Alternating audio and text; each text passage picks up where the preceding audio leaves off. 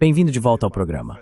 Hoje estamos recebendo o professor Michael Hudson para discutir a estratégia de segurança nacional dos Estados Unidos e o desmantelamento da ordem econômica do pós-Segunda Guerra Mundial.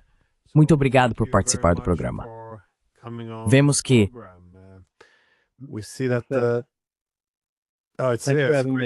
Obrigado por me receber de volta.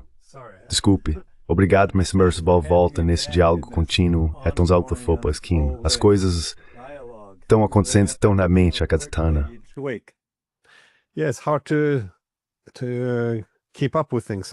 É difícil acompanhar as coisas.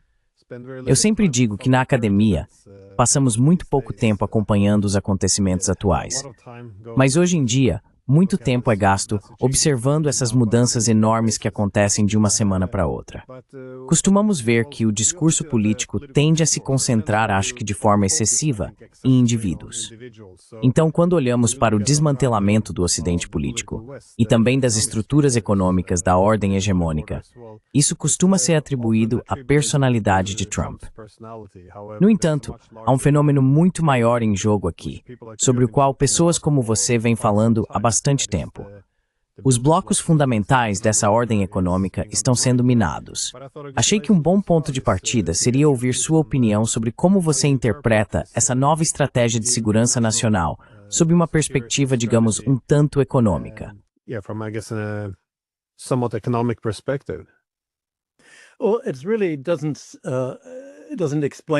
Bem, isso realmente não explica a estratégia em si. Os diplomatas americanos não vão sair por aí dizendo: aqui está a nossa estratégia para forçar vocês a fazerem sacrifícios em suas economias para promover o América em primeiro lugar. E os seus países, Alemanha, os países europeus, Japão, Coreia do Sul, também devem colocar os Estados Unidos em primeiro lugar, e não os próprios países. Isso reverte quase toda a ordem econômica dos últimos 80 anos, que os próprios diplomatas americanos estabeleceram em 1945. Naquela época, os Estados Unidos eram a potência industrial dominante após a Segunda Guerra Mundial. Era uma potência monetária dominante, a caminho de deter 80% do ouro monetário mundial até 1950. E o resto do mundo realmente precisava do apoio americano.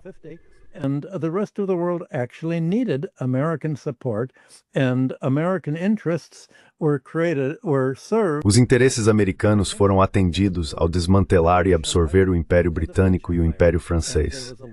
Houve uma longa discussão que eu cito e descrevo em meu livro Superimperialism, na Câmara dos Lords britânica, onde disseram: bem, sabemos que os planos americanos de livre comércio e livre investimento significam o fim da área da libra esterlina, com as libras bloqueadas da Índia e de outros países da área da libra que precisavam ser gastas em produtos e manufaturas britânicas. Na realidade, sabemos que nossa economia está bastante devastada. E esse livre comércio e investimento significam que os Estados Unidos vão se apropriar de todas essas poupanças dos países que agora chamamos de Sul Global, acumuladas durante a Segunda Guerra Mundial. Assim, essa ordem de livre comércio e investimento era quase uma ideologia evangelística. An almost evangelistic ideology, and it seemed that all of Western history. E parecia que toda a história do Ocidente estava se movendo em direção ao livre comércio e ao livre investimento. O mito era que tudo isso automaticamente estabilizaria o sistema, permitiria que todas as dívidas fossem pagas e possibilitaria que todos os países prosperassem juntos. Bem, essa ideia era uma fantasia. Na verdade, não se previa, na época, que os Estados Unidos acabariam na posição em que estão hoje. Industrialmente dependentes de países estrangeiros para fornecer produtos que costumavam fabricar internamente, e financeiramente dependentes também. Seus gastos militares no exterior eram tão grandes que representavam todo o déficit do balanço de pagamentos dos Estados Unidos desde o início da Guerra da Coreia, em 1950-1951. A partir desses anos, o balanço de pagamentos dos Estados Unidos começou sua longa e constante trajetória rumo ao déficit, inundando o mundo com dólares.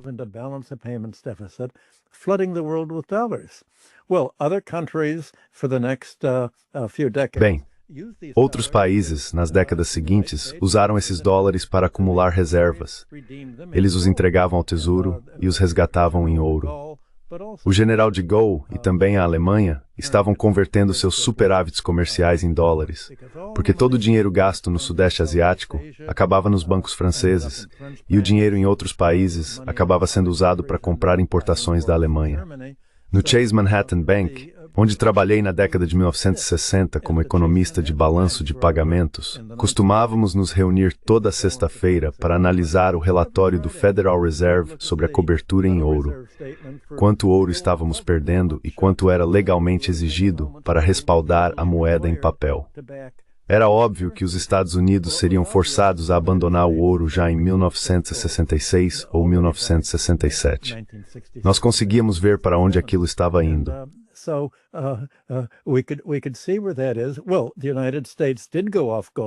Bem, os Estados Unidos realmente abandonaram o padrão ouro, e quando o fizeram, criaram um sistema em que se os bancos centrais estrangeiros não podiam trocar seus dólares por ouro, o que fariam com eles? Havia muito pouco que pudessem fazer, exceto ceder à pressão dos diplomatas norte-americanos para comprar títulos do Tesouro dos...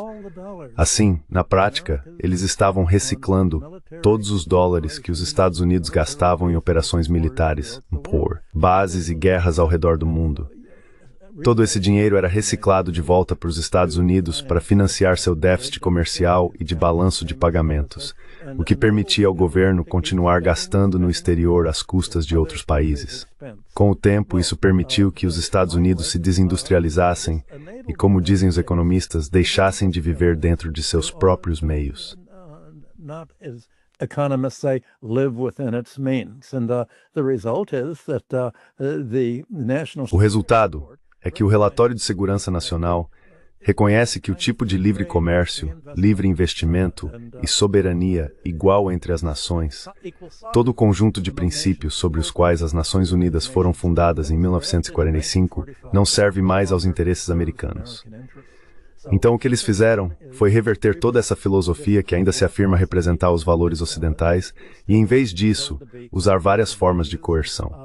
A forma mais óbvia, muito antes de Trump, foi o controle sobre o comércio mundial de petróleo.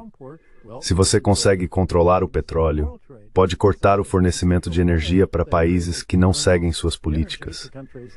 E a política dos Estados Unidos não tem sido criar uma ordem mundial pacífica, como se supunha há 80 anos, mas se preparar para uma guerra, ou, pelo menos, um conflito com a Rússia e a China.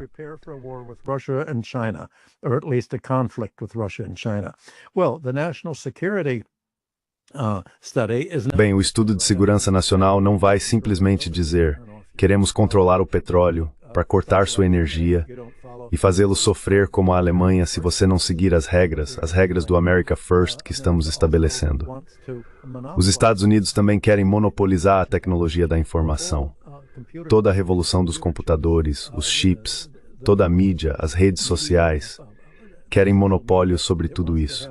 E isso significa que não querem que a Europa imponha impostos sobre as empresas americanas que operam lá. Querem privilégios especiais que nenhum outro país tem. Então os americanos dizem, bem, se não pudermos mais nos sustentar industrial ou financeiramente, então outros países terão que nos sustentar. Industrially or financially, then other countries have to support us. How are we going to get other countries to support us? Como vamos conseguir que outros países nos apoiem? Esse é o verdadeiro problema. E o que não é reconhecido é a suposição mais problemática que sustenta todo esse relatório de segurança nacional. A ideia é que, de alguma forma, se os Estados Unidos conseguirem impor um sistema coercitivo de comércio, investimento e finanças a outros países, eles transferirão suas indústrias da Alemanha, França, Coreia e Japão para os Estados Unidos. E esses países, de alguma forma, estarão dispostos a reindustrializar a América. Nada disso leva em conta porque os Estados Unidos se desindustrializaram em primeiro lugar. Quais são as dinâmicas que tornaram o investimento industrial tão menos recompensador do que a financiarização? Ganhar dinheiro simplesmente com dinheiro.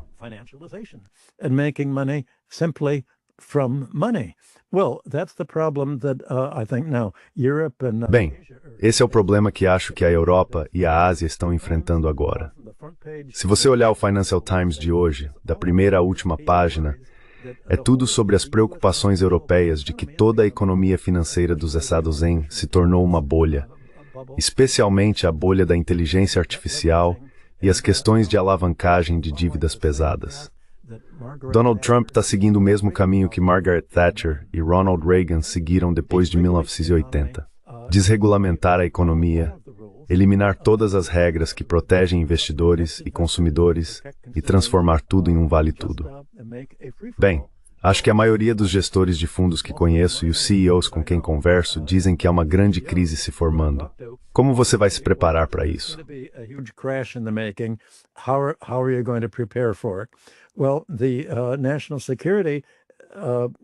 Bem, o relatório de segurança nacional diz que provavelmente temos apenas 3 anos para consolidar o que será, esperamos uma ordem coercitiva de América em primeiro lugar, tornar a América grande novamente, MAGA, às custas de outros países.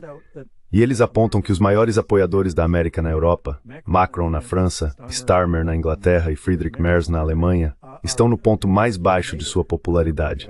Os eleitores percebem que discordam deles. E não apenas suas economias estão sendo sacrificadas ao seguir as políticas que esses 3 líderes, junto com a liderança da UE, sob von der Leyen e Kaja Kallas, estão promovendo, mas também os partidos políticos no poder estão ameaçados. That are in power are also threatened, but there's not going to be an election for the next 3 years. Mas não haverá uma eleição pelos próximos 3 anos. Então isso dá aos Estados Unidos 3 anos para que seus principais apoiadores tentem colocar em prática essa campanha. Uma nova ordem econômica, uma nova ordem econômica que vai substituir a ordem econômica multilateral. E as principais vítimas disso serão, como de costume, os aliados mais próximos da América. Os países da Europa Ocidental, os países da OTAN, o Japão, a Coreia do Sul e as nações de língua inglesa, Austrália e Nova Zelândia.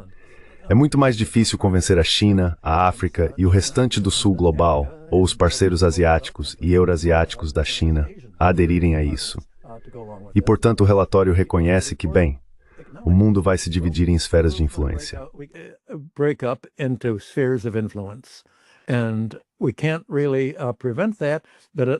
E nós realmente não podemos evitar isso, mas pelo menos podemos garantir o controle dos Estados Unidos sobre a América Latina.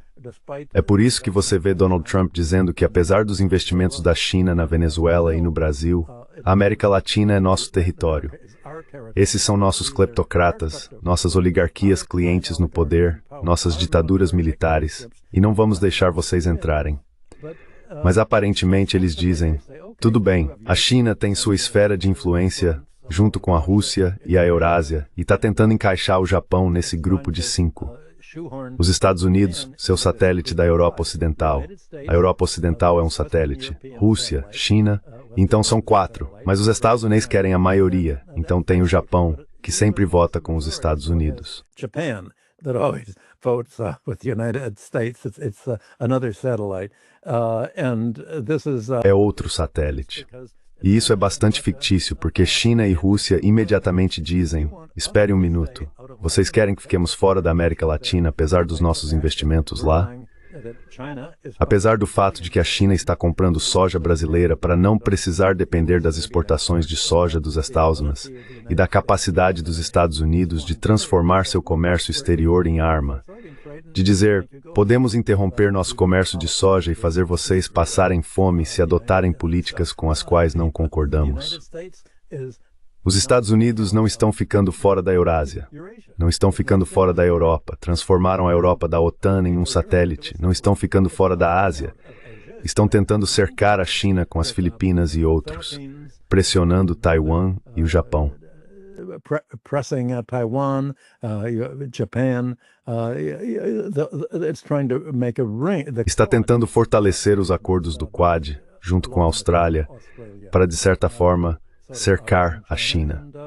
Mas para Trump, a doutrina Monroe significa que vocês devem ficar fora da América do Sul, enquanto nós não ficaremos fora do seu território. Então, na verdade, isso significa que os Estados Unidos podem, de alguma forma, manter seu status único como a potência unipolar que domina o mundo inteiro. Bem, isso é uma fantasia, e o relatório de segurança nacional não vai dizer que é uma fantasia. Eles simplesmente se concentram no fato de que a Europa tem sua própria fantasia. a de que de alguma forma pode ser um ator independente em tudo isso. Actor in all of this, and it can make an independent. E pode tomar uma decisão independente de gastar todo o seu excedente econômico planejando uma guerra com a Rússia, o que é inconcebível, porque a Rússia ou qualquer outro país não poderiam invadir a Europa ou um vizinho no mundo de hoje, onde as guerras são travadas com bombas e drones, sem infantaria. E sem infantaria, você nunca vai ocupar um país e tomá-lo. Só é possível fazer isso de forma sorrateira, apoiando as campanhas de políticos leais a você. Pois bem, foi assim que os Estados Unidos controlaram a Europa, por meio de sua interferência nas eleições europeias desde 1945, especialmente na Itália, quando havia uma ameaça do Partido Comunista, e em todo o restante da Europa da OTAN. O que se vê hoje é que isso criou uma espécie de monstro de Frankenstein, agora fora de seu controle. A kind of Frankenstein monster out of its control. And here E aqui os fantoches colocados no poder são eleitos, mas os fantoches estão no piloto automático. Guerra com a Rússia. Guerra com a Rússia. Precisamos reduzir os gastos sociais para criar nosso próprio complexo militar industrial, para finalmente oferecer empregos industriais que já não conseguimos gerar no mercado, porque cortamos o comércio com a Rússia. Bem, esse é um dilema e o Relatório de Segurança Nacional reconhece esse fato. Essencialmente, pode-se dizer que ele se destina em grande parte à Europa, porque os outros países do mundo, as outras regiões, já estão basicamente definidos na direção que estão seguindo. Essas regiões enfrentam a mesma escolha que a Europa. Qual será o seu futuro econômico? What is going to be their economic future? And Trump's national security policy. A política de segurança nacional de Trump, que não está descrita de forma tão clara no relatório de segurança nacional, é confrontar a Europa e outros países com uma escolha. Ou vocês podem viver a curto prazo. Nós reduziremos as tarifas que Trump impôs e daremos acesso ao mercado americano para suas exportações, mas terão que dar algo em troca. Vocês precisam seguir a política americana. Para que possamos lhes dar acesso ao mercado americano, vocês devem aderir às nossas sanções contra a Rússia, a China, o Irã e qualquer outro país que designarmos como não seguindo a política americana e, portanto, nosso inimigo. Também precisam concordar em investir e transferir suas principais empresas industriais do seu país para os Estados Unidos.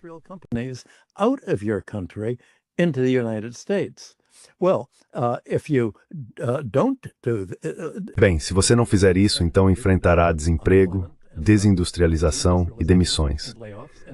Muitas de suas fábricas serão fechadas e as pequenas e médias empresas do Mittelstand alemão irão à falência. Portanto, a questão para a Europa é: vale a pena evitar essa perturbação de curto prazo no comércio exterior para viver com a realidade de longo prazo de que a China, a Rússia e seus vizinhos eurasiáticos da iniciativa Cinturão e Rota são as economias que mais crescem no mundo?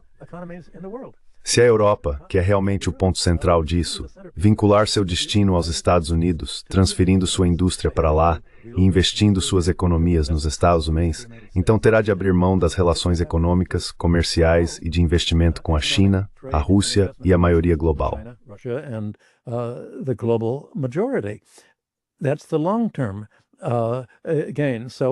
Esse é o ganho de longo prazo. Então, o que vai ser escolhido? Bem, os políticos vivem para o curto prazo, e os políticos europeus têm 2 ou 3 anos antes das próximas eleições. Esse é o horizonte deles. Por isso, estão dispostos a sacrificar o crescimento de longo prazo da Europa ao se render às políticas comerciais, concessões e promessas de investimento nos Estados Unidos que von der Leyen aceitou há alguns meses com Donald Trump e que os atuais líderes europeus continuam apoiando. Assim como isso os torna tão impopulares entre os eleitores, leva os formuladores de segurança nacional a reconhecer que os eleitores estão certos. A Europa não pode sobreviver desse jeito, mas podemos usar esse período intermediário para consolidar uma ordem econômica internacional centrada na América, sob praticamente o mesmo tipo de pressão que usamos em 1945 para servir aos interesses americanos. Kind of pressure that we used in 1945 to serve American ends. It's just, instead of a multilateral order, it's a one country. É só que, em vez de uma ordem multilateral, é um sistema em que um país leva tudo. Nosso ganho é sua perda. Colocar a América em primeiro lugar significa que vencemos às suas custas. E isso será às custas da Europa, se ela quiser se defender da Rússia e reconstruir seu complexo militar industrial. Bem, esse é o problema dela. A América está lavando as mãos disso. A esperança do relatório de segurança nacional é que, de alguma forma, consiga persuadir a Rússia a suspender as sanções contra ela, para fazer um tipo de investimento dos Estados Unidos na Rússia. Quero dizer, o ideal é fazer com a Rússia novamente o que os americanos fizeram nos anos 1990, sob Boris Yeltsin. A esperança é que, de alguma forma, a guerra, o sonho da política externa americana, leve a população a se rebelar contra Putin, dizendo, não queremos que nossos soldados morram. Rebelling against Putin, saying we don't want our soldiers to die, we don't want military spending, we want spending on. Nós não queremos gastos militares, queremos gastos com bens de consumo, queremos comerciar com a Europa. Bem, nada disso acontece. Quando você bombardeia um país, eles não se voltam contra o líder, eles se unem em torno dele. Então, há uma espécie de fantasia por trás não apenas deste relatório, mas também da política de Trump. E a fantasia é que outros países não têm alternativa a não ser se render a Trump. E claro, existe uma alternativa, mas escolher o comércio aberto de longo prazo com a Eurásia significa perder o mercado americano no curto prazo. Essa é a tensão que a Europa enfrenta, assim como o Japão, a Coreia e os aliados mais próximos dos Estados Unidos. É interessante, no entanto. It's interesting though. I was wondering what do you see Eu happening? estava me perguntando, o que você acha que vai acontecer com a Europa depois disso? Sei que você já abordou esse assunto em grande parte, mas toda a relação entre os americanos e os europeus após a Segunda Guerra Mundial tinha uma premissa muito diferente. Depois da guerra, os americanos foram bastante generosos com muitos dos acordos comerciais que foram estabelecidos. Parte disso, é claro, era comércio, mas também geoestratégia. Queria-se que a Alemanha Ocidental fosse mais próspera do que a Alemanha Oriental. Queria-se que Taiwan fosse mais próspera do que a China continental. Queria-se que a Coreia do Sul fosse mais próspera do que a Coreia do Norte. Portanto, sempre houve esse incentivo estratégico para ter acordos comerciais generosos com os estados da linha de frente, além de, é claro, garantir sua segurança. For their security, but also Mas também, devido à situação econômica dos Estados Unidos, havia, claro, um interesse em construir confiança nos bancos norte-americanos. É o dólar, a dependência deles, da tecnologia e da indústria. E, novamente, as grandes empresas dos Estados Unidos realmente cresceram muito durante a Segunda Guerra Mundial. Os Estados Unidos se tornaram essa potência industrial, o país líder em tecnologia. E todo esse potencial de domínio, é claro, gerou preocupações sobre o protecionismo na Europa, algo que costuma acontecer após uma guerra. Portanto, havia a necessidade de abrir esses mercados. E como você disse, havia um interesse estratégico em desmantelar os impérios europeus e absorvê-los, é claro, em benefício dos Estados Unidos, e em conter a União Soviética. Assim, existiam todos esses interesses que sim eram estratégicos, mas tudo isso se traduziu em uma posição muito privilegiada para os europeus dentro de um sistema econômico aberto.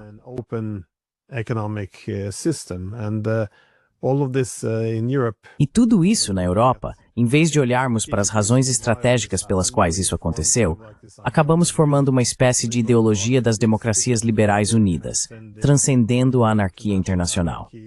Sim, esse é o tipo de linguagem que a liderança política costuma usar. Eles não veem as alianças como construções temporárias. Trata-se de amizades permanentes baseadas em valores. Sabe, esse é o tipo de linguagem e de pressupostos com que eles geralmente operam. Mas quando se observa as referências específicas à Europa na atual estratégia de segurança nacional, o que se vê é realmente uma imagem de dissociação. Os europeus, ou pelo menos os líderes europeus, são retratados como autoritários, cada vez mais antidemocráticos.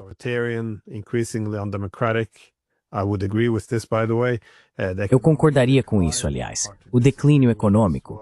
Difícil discordar disso também. E, além disso, uma postura muito irracional em relação à Ucrânia. Dá para ver isso na linguagem agora. Parece que nossos líderes na Europa estão encenando a Segunda Guerra Mundial, partindo do pressuposto de que se você puder derrotar a Rússia, é como derrotar a Alemanha nazista, e que isso de alguma forma inaugurará uma nova era dourada para a Europa, ou algo do tipo. Você vê até o líder alemão agora comparando Putin a Hitler. Ele argumenta que a Rússia não vai parar, que precisamos detê-lo, que esse é o principal objetivo. Ou seja, isso enquadra ações ofensivas contra a Rússia como algo defensivo. Então não, é como se as regras tivessem desaparecido, ao que parece.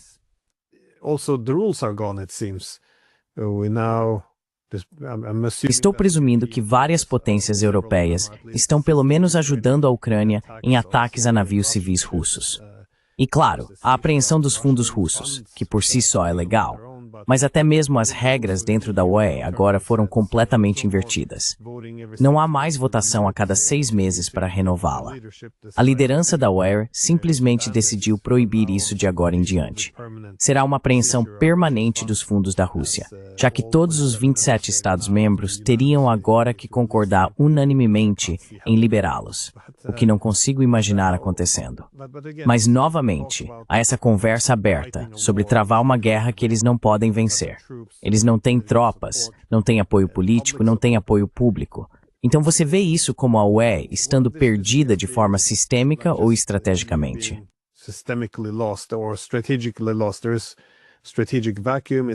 Há um vácuo estratégico. Será que é porque não há um novo lugar, um papel econômico no novo mundo?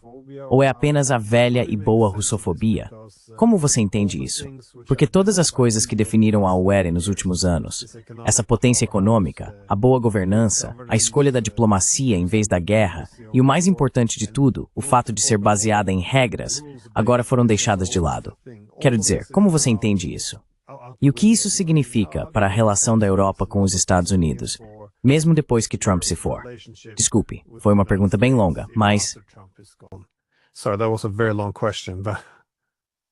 Well, you're right to bring up World War II as remaining... Bem, você tem razão em mencionar a Segunda Guerra Mundial como ponto-chave. Os Estados Unidos estão conduzindo o mundo a refazer a Segunda Guerra Mundial. É como se os Estados Unidos estivessem dizendo: a Segunda Guerra Mundial não acabou, nós vamos terminá-la. Mas em vez de a América e a Europa Ocidental estarem aliadas à Rússia, agora estamos nos alinhando com a Alemanha nazista. É por isso que temos pessoas como von der Leyen e Kallas, e autoridades com antecedentes familiares no movimento nazista.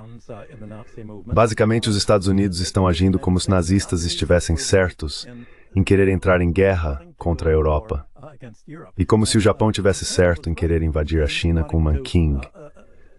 Invade China, and with the Nanking massacre, the Nazis were right in hating. Os nazistas estavam errados em odiar os falantes de russo e a população eslava, vendo-os geneticamente como sub-humanos. Os japoneses também estavam errados em tratar os chineses como racialmente inferiores e atacá-los. É por isso que estamos apoiando na Ucrânia o governo neonazista que continuamos a sustentar logo após a Segunda Guerra Mundial e mantivemos influente com sua filosofia racista e nazista. Também por isso, no Japão, MacArthur encontrou uma forma de se opor ao nascente movimento socialista, trabalhando com gangues criminosas para combater os socialistas e instalar líderes direitistas fantoches. Assim, neste momento, há uma líder japonesa intensamente combativa se preparando para uma guerra com a China. Leader in Japan preparing for a war with China. The United States is trying to promote Taiwan. Os Estados Unidos estão tentando pressionar Taiwan a lutar até o último taiwanês contra a China, assim como o Japão está sendo pressionado a lutar até o último japonês, ameaçando conflito sobre ilhas no Mar do Sul da China e posicionando armas e mísseis americanos lá, o que levará a China a se defender por meio de uma tomada de controle. Assim, os Estados Unidos estão basicamente assumindo a posição da Alemanha nazista ao criar uma nova aliança de estilo nazista.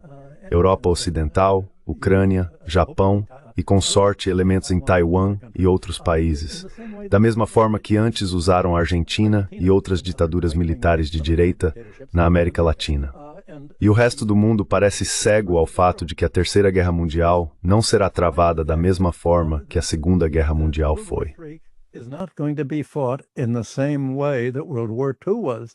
It's not going to be armies of different countries. Não serão exércitos de diferentes países se atacando. Como mencionei, serão mísseis.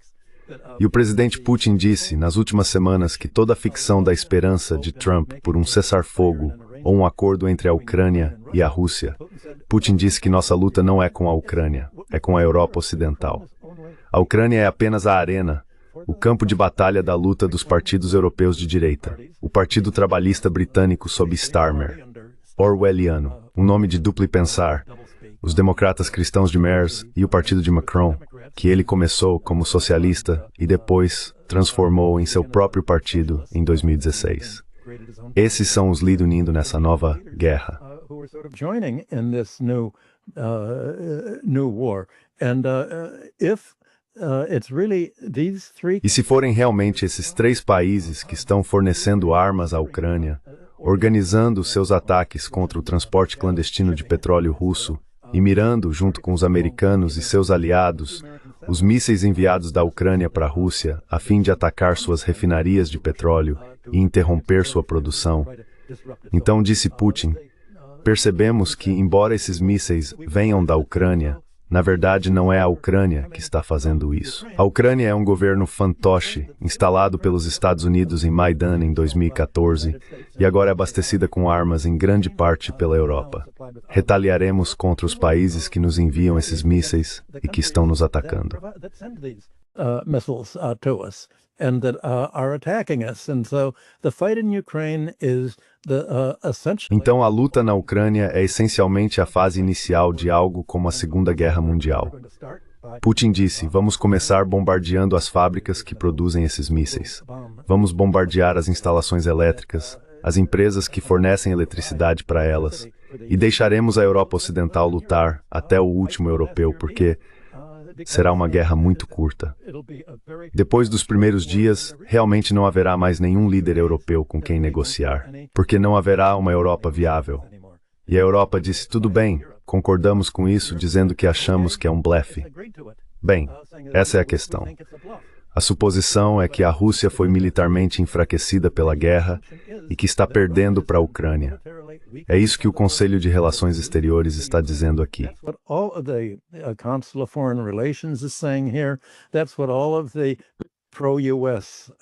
É isso que toda a mídia pró-Estados Unidos está dizendo. E é como você sabe pelos convidados que já teve no seu programa, Glenn, tudo uma ficção. Não é isso que está acontecendo de fato. Então, o que está sendo questionado aqui é, pode-se dizer, a abordagem materialista da política externa e, na verdade, da própria história. A suposição da abordagem materialista é que os países agem de acordo com seus interesses econômicos. Bem, isso não está acontecendo. A Europa não está realmente agindo em seu próprio interesse econômico, nem mesmo em seu instinto de sobrevivência. Está agindo de acordo com o que Trump chama de interesse América em primeiro lugar. Mas esse interesse não é realmente o dos Estados Unidos, exceto no sentido de que significa o que restou dos vestígios da indústria e da tecnologia alemãs, e também da França e de outros países.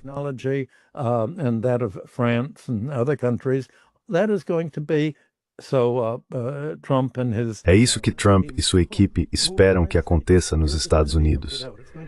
A Europa vai se esvaziar. A Europa Ocidental vai se parecer com os Balcãs, perdendo um terço de sua população, emigrando para trabalhar, essencialmente se despovoando. E os letões dizem: bem, o último imigrante em 2035, por favor, apague as luzes do aeroporto ao sair. Esse parece ser o cenário: despovoamento, desindustrialização, desemprego e a desintegração da Europa Ocidental. O fato é que antes que isso realmente aconteça, a própria União Europeia provavelmente vai se desfazer. É isso que está sendo observado, e é por isso que os Estados Unidos, nas últimas semanas, disseram: achamos que Itália, Hungria, República Tcheca e Eslováquia, para começar, deveriam se retirar da União Europeia. Bem, isso já está acontecendo. Well, you're seeing that already. What are they going to do? Where are they going to go? O que eles vão fazer? Para onde eles vão? Você mencionou toda a disputa sobre a confiscação pela Euroclear do equivalente a 250 bilhões de dólares das economias nacionais da Rússia que foram colocadas na Euroclear. A Europa quer dar isso à Ucrânia. Bem, na verdade, não exatamente à Ucrânia. A Europa quer dar isso ao seu próprio complexo militar e industrial para construir fábricas. Ela não pretende que nenhum dinheiro real vá para a Ucrânia, porque tudo seria roubado, como você viu nas últimas semanas com todas as reportagens sobre a Ucrânia.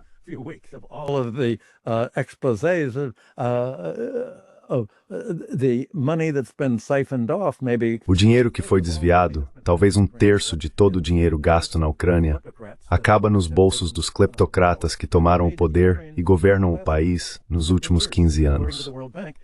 Segundo o Banco Mundial, é o país mais corrupto do hemisfério norte. Então eles realmente querem dar dinheiro a esse país claramente corrupto? Bem, não querem. Exceto pelo fato de que muito do dinheiro que dão à Ucrânia é reciclado de volta para os líderes europeus que o aprovaram. É um fluxo circular. Os líderes europeus recebem um retorno para suas próprias campanhas e contas pessoais.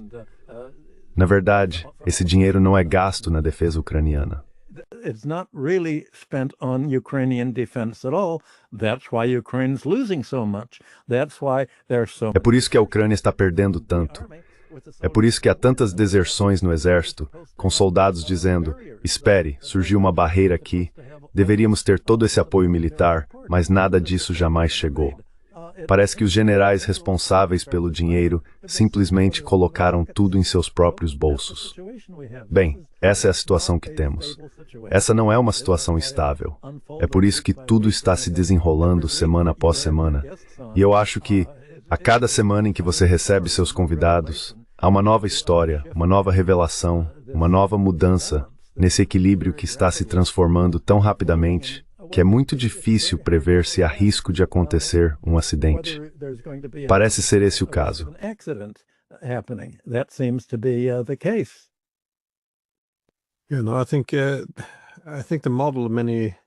Acho que o modelo que muitas pessoas têm em mente é o de emular a estratégia de equilíbrio offshore britânica e americana.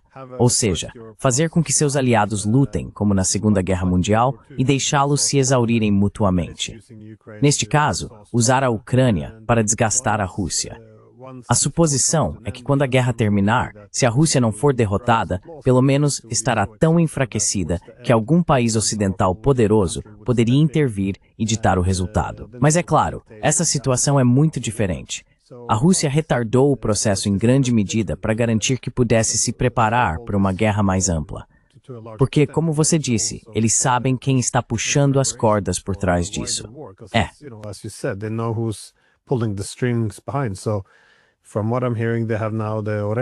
Pelo que estou ouvindo, eles agora têm os Oreshniks em produção em massa.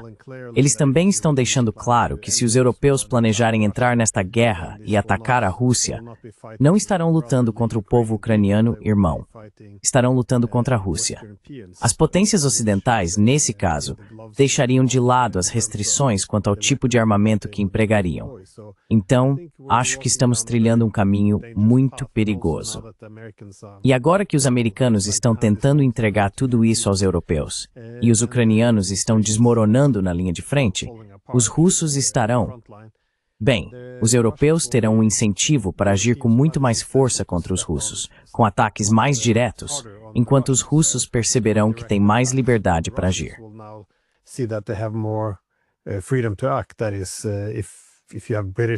Ou seja, se você tiver tropas, aviões ou drones britânicos ou franceses sobrevoando ao longo do Mar Negro para escolher alvos que devem ser atacados, por que os russos permitiriam isso?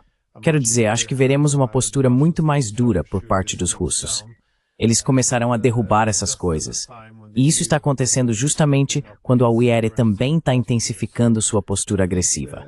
Então, acredito que a ilusão de domínio da escalada na Europa vai levar a um desastre, provavelmente mais cedo do que tarde. Você tem alguma consideração final sobre para onde estamos indo além do aspecto econômico? Well, America was not exhausted by World War II. Bem, os Estados Unidos não ficaram exaustos após a Segunda Guerra Mundial. Os Estados Unidos saíram da Segunda Guerra Mundial muito mais fortes, industrial e financeiramente, do que estavam antes da guerra. Mesmo a Alemanha havia aumentado sua indústria durante a Segunda Guerra Mundial. A Rússia, obviamente, tem crescido muito mais rapidamente durante a guerra na Ucrânia do que a Europa da OTAN.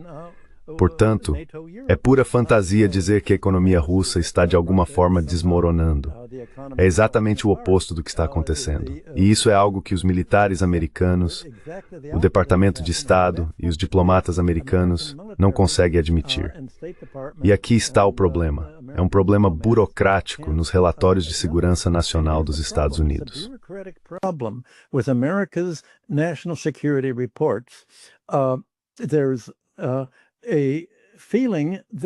Há uma sensação de que há muitos pesquisadores na CIA e em outras agências que estão lendo discursos e jornais russos, e eles dizem, bem, a realidade que estamos recebendo do campo de batalha e desses discursos é exatamente como você descreveu, Glenn.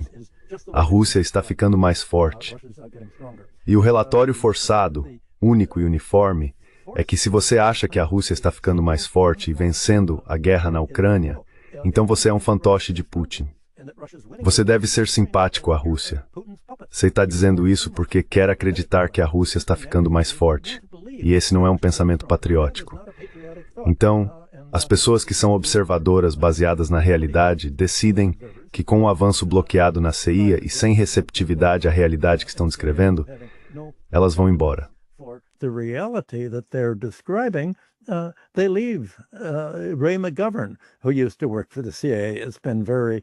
Ray McGovern, que costumava trabalhar para a CIA, tem sido muito claro ao descrever isso.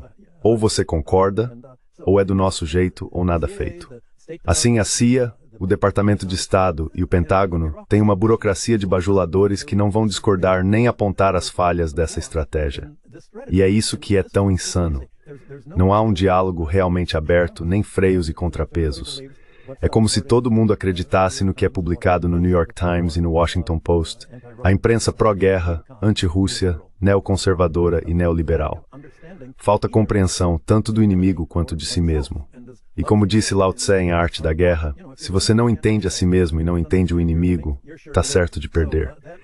Então esse é um tipo de mentalidade burocrática enraizada que garante uma caminhada rumo ao desastre. A walk into disaster.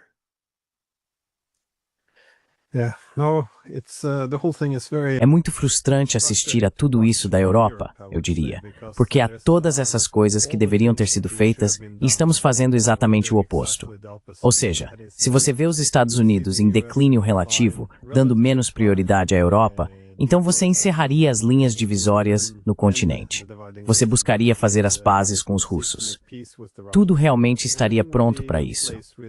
Quero dizer, toda a razão pela qual tivemos que nos separar dos russos e redividir a Europa foi para dar à OTAN um papel mais forte e dominante na era pós-Guerra Fria. Mas agora poderíamos de fato consertar tudo, restaurando as relações com a Rússia e melhorando as relações com a China.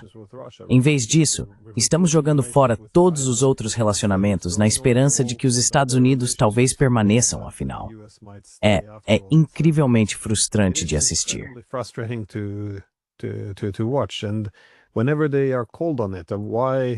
E sempre que são questionados sobre isso, por que não adotamos uma abordagem diferente? Por que não simplesmente normalizamos as relações com a Rússia?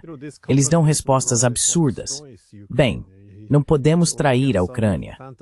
Mas é justamente essa confrontação com a Rússia que destrói a Ucrânia. Ou então surgem essas fantasias de que Putin é Hitler, de que eles querem conquistar a Europa.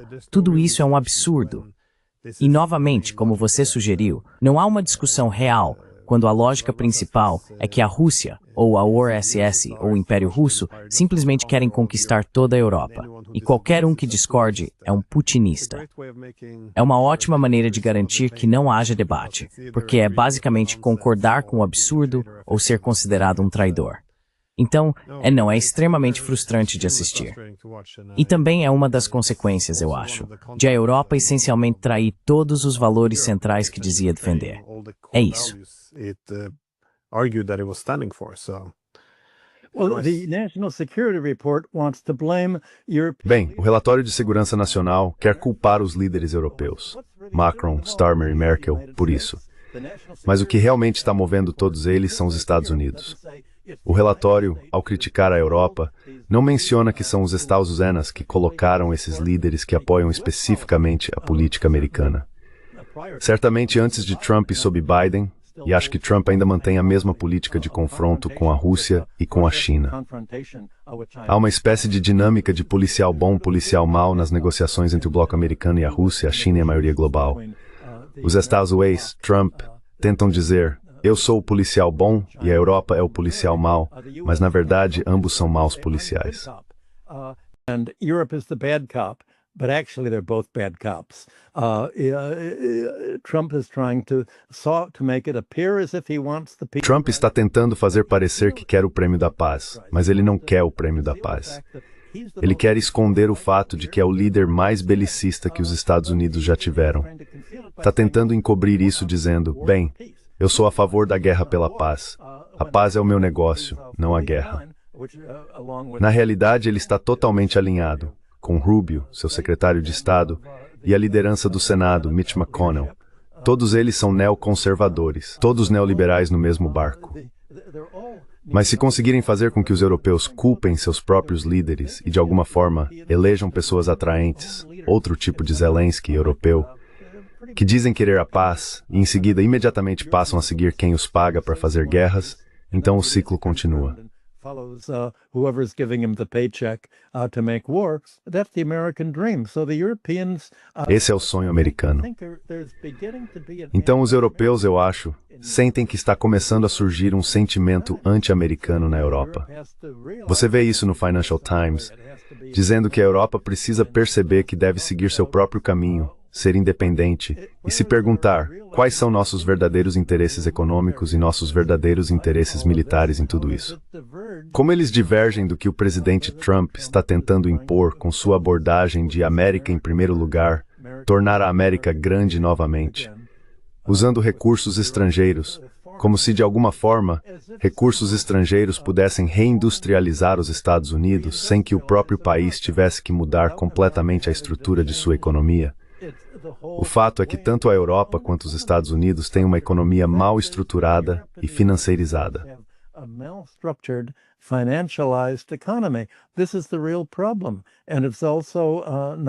Esse é o verdadeiro problema. E também perdeu seu contexto democrático em relação à economia. Tudo mudou.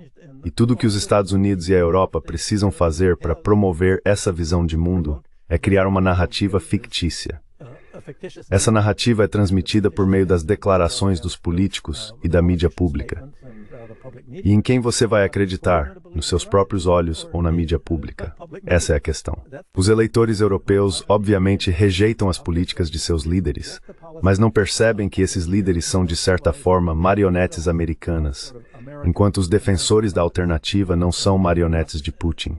Eles são os realistas e entendem que não há necessidade de guerra. É algo fictício. Não é que sejam pacifistas. Simplesmente não há necessidade de guerra. It's not that they're pacifists, but there's just no need for war, and there's no war that Europe can win against. E não há nenhuma guerra que a Europa possa vencer contra a Rússia agora que não tem mais armas. Ela as esgotou na Ucrânia e ao enviá-las para Israel. Portanto, está desarmada. Não tem dinheiro. Sua indústria não consegue operar sem o petróleo e o gás baratos que abasteciam antes. Não houve nenhuma avaliação dos custos e benefícios para o futuro. É tão óbvio, uma vez que você se senta e analisa. Mas isso não é algo que o Relatório de Segurança Nacional reconheça abertamente. E esse é o verdadeiro problema. É como se o establishment americano não soubesse o que é do seu próprio interesse. Está tão preso a essa mentalidade neoliberal e neocon de guerra com a Rússia que domina há 40 anos.